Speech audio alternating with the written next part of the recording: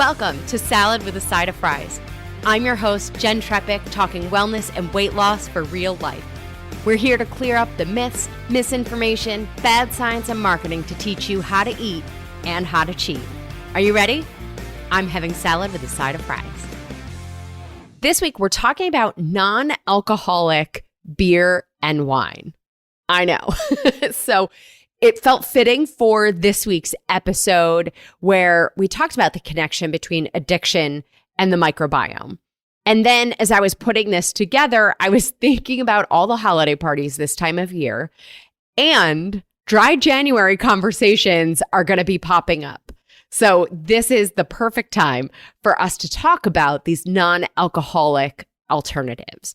Now, admittedly, this is not really in my wheelhouse. I had to look them up to see what's in these adult beverages.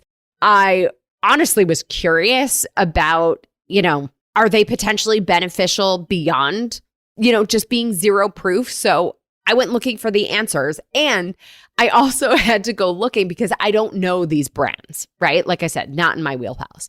So when I went looking, a majority of what the information is that's out there, it's really all articles and blogs of people ranking the taste of these options, right? The brands and the varieties.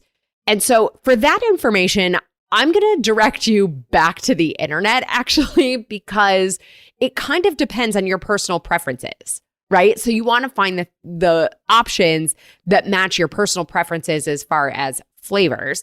More interesting to me is the nutrition and considering the pros and cons, right? So let's talk about some of that. Now, the first thing that we need to lay out is that number one, while they are called non-alcoholic alternatives, they still can have alcohol in them. So the non-alcoholic options are typically 0.5% ABV or alcohol by volume.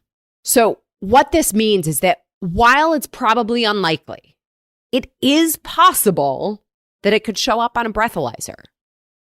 Now, I will say in practical terms what it translates to. So that 0.5% ABV, and how does that translate into, comparison to an alcoholic beer? According to what I saw on the internet, it would take you 10 of the non-alcoholic beers to equate to one typical beer. So, it's significant, I would say. Okay, on the wine side, 0.5% alcohol, those products will be labeled non-alcoholic. To be labeled alcohol-free, it must be 0% alcohol. Now, I say this on the wine side, but it is possible and probable on the beer side too, because these are the FDA regulations on that. But keep in mind these different terms when you're looking at these lists and looking at these alternatives. Now, to compare the 0.5% alcohol and the non-alcoholic wine, I saw something that said you need to drink more than 5 750 milliliter bottles to get the equivalent alcohol of one Budweiser beer. So it allows us to put it in some perspective of what that 0.5% ABV is giving us. So then I started to ask, well, what are these products made of, right? What's in them? And then what does that actually translate into in terms of the pros and cons of benefits for our health? Okay, so let's start with beer. On the beer side, beer generally is made by fermentation. And of course, we talked about fermented foods for gut health on this week's episode. So in this fermentation with beer, yeast turns sugar into alcohol. To reduce or remove the alcohol, then the manufacturer has a couple options. They can either stop the fermentation process earlier than they typically would. They could create the beer as they would and then dilute it after the fermentation process is complete. Or they can remove the alcohol by heating the product. So each of these different options has a variety of pros and cons, and you'll find companies use different approaches in what they have. So again, it's going to come down to what you prefer, right? And notice, by the way, with the ones where they're creating a new thing altogether, right? That's even a different approach where they aren't necessarily starting with beer in either form, right? The earlier cutting off the fermentation, diluting it, or de-alcoholizing it, because that's the word. It really is the word, by the way. There is another option of products where they're essentially creating a new drink altogether that is sort of beer-like or wine-like. And they're trying to replicate the flavor, the viscosity, right? That kind of stuff. So let's look at a couple. And when I was searching on the internet for some brands, there was one that seemed to top a few of the lists in terms of favorites. So that one is a brand called Athletic Brewing Company. They've apparently won lots of awards for their non-alcoholic beer. So I went to their website. I looked at it's called Run Wild IPA. The ingredients are water, malted barley, oats, hops, wheat, and yeast. In a 12-ounce can, it has 65 calories, 16 grams of carbs, 0 grams of protein, and 0 grams of fat. And I have to say, I'm honestly impressed. I didn't really know what to expect, but I was impressed, pleasantly surprised. Okay, I looked at another variety from Athletic Brewing Company. This one, the flavor is described as chocolate malt rich spiced. They called it a fireside brew. The name of it is called Lodge Life.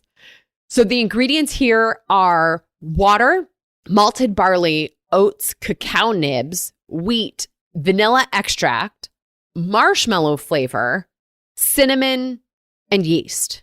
Now, admittedly, I have no idea what they used for the marshmallow flavor. And then the nutrition facts. So a 12-ounce can has 90 calories, 21 grams of carbs, 1 gram of protein, and 0 grams of fat.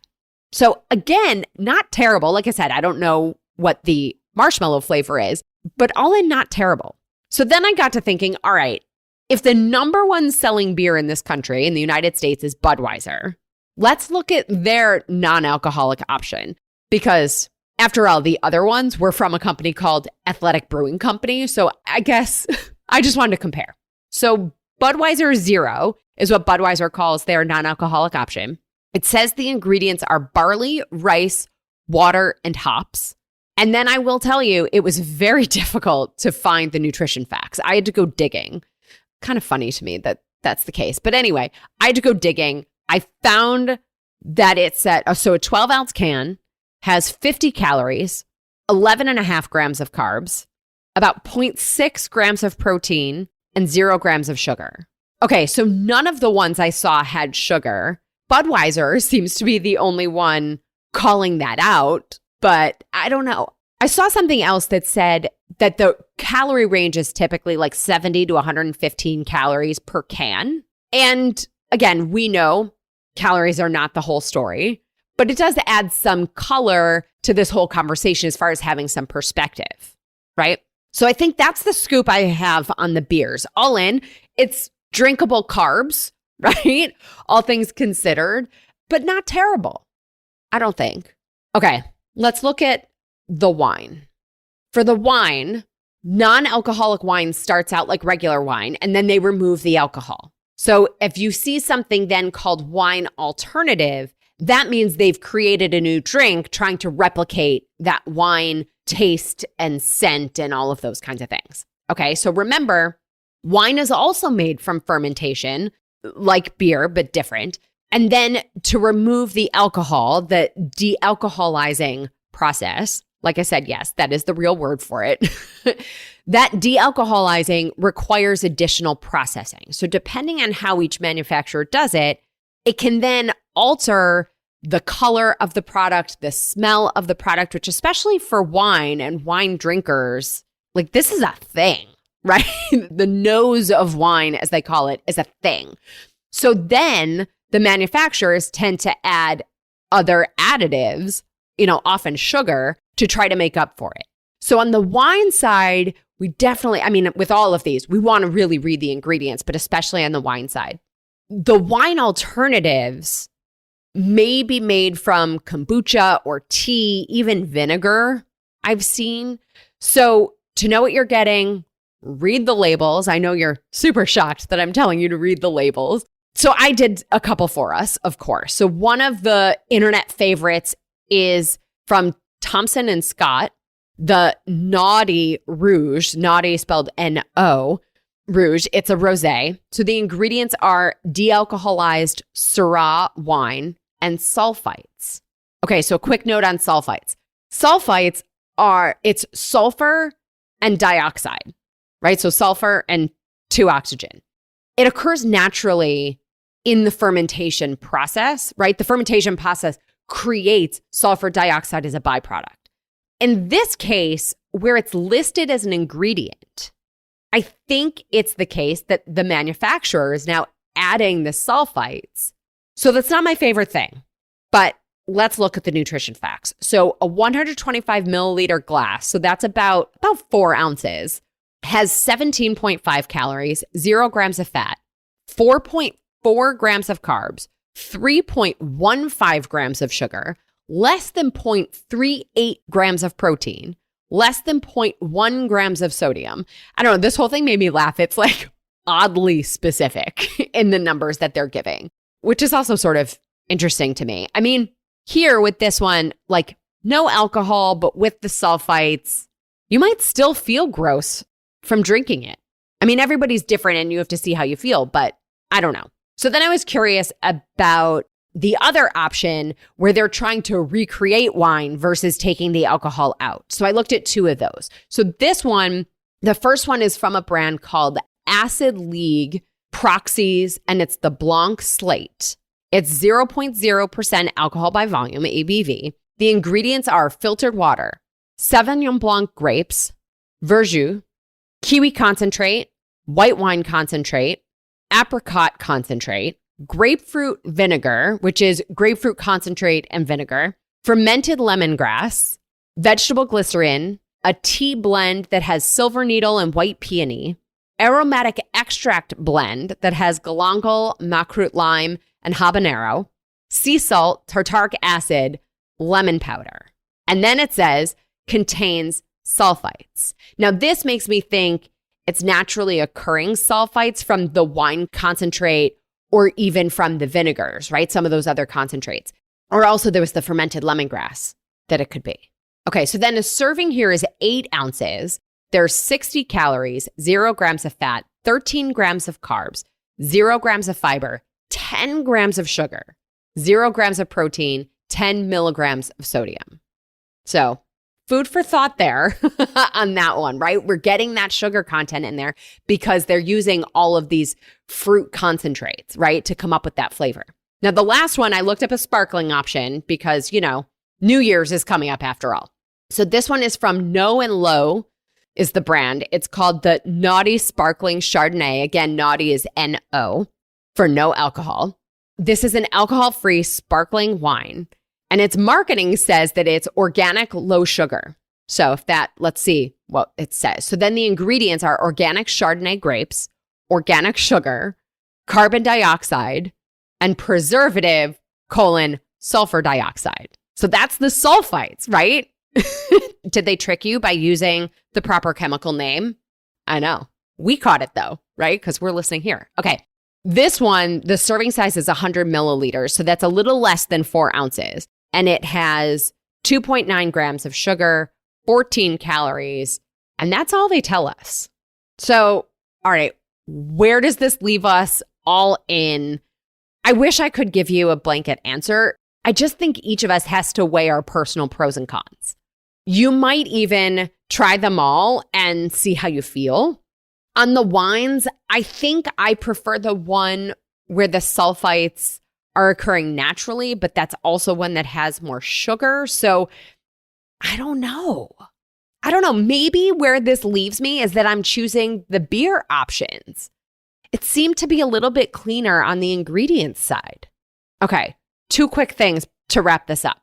While this might be new to me and new to us, right, that we haven't necessarily tried all these options, they are out there.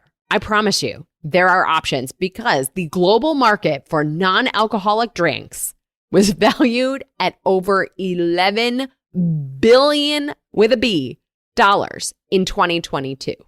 That's huge. Okay. Second thing, take a look at some of the blogs and the websites out there that rank them and find the ones that match your personal preferences in terms of the varieties of wine or beers that you like and the flavor profiles. And then look at the labels, consider this conversation, and make the best choice for yourself. This conversation is by no means exhaustive of the options that are out there, that's for sure. And then I think it goes without saying, but I'm going to say it anyway. If you or someone you know is challenged with their relationship with alcohol, call SAMHSA's national hotline, it's their national helpline at 1-800-622-HELP. So SAMHSA is Substance Abuse Mental Health Services Administration, and they'll point you in the right direction for the best support. So it's 1-800-622-4357. And we'll put that information in the episode notes too. So there you have it. That's my take on non-alcoholic beer and wine. Well, as always, everybody, I'm your host, Jen Trepeck. Connect with me on Instagram or really all social media. I am at Jen Trepeck, JENNTREPECK. Website is asaladwithasideoffries.com. Whichever platform works for you, send a message. I want to hear your takeaways, your ideas, your questions. This is also the easiest way to learn more about working with me as your health coach. And you can check out our merch at asaladwithasideoffries.com. And friends, if you are not already, join our membership program by going to glow.fm/saladwithasideoffries. This shows your support for this podcast and this community, but most importantly, it truly supports your health. You'll get this week's recipes for the 3 better for you adult bevies, the winter sangria, the spicy hot cocoa, and sex on a beach. Plus, since it's December, it's time for your quarterly live Q&A. It'll be a one-on-one, just you and me, for 30 minutes. Well, friends, that's it for today's episode of Salad with a Side of Fries. Congratulations for making yourself and your health a priority. Thanks so much for joining us. Be sure to click subscribe or follow on your favorite podcast platform. Share us with a friend, and we'll be back next week. Always remember, you deserve it, and you are worth it. Happy healthy.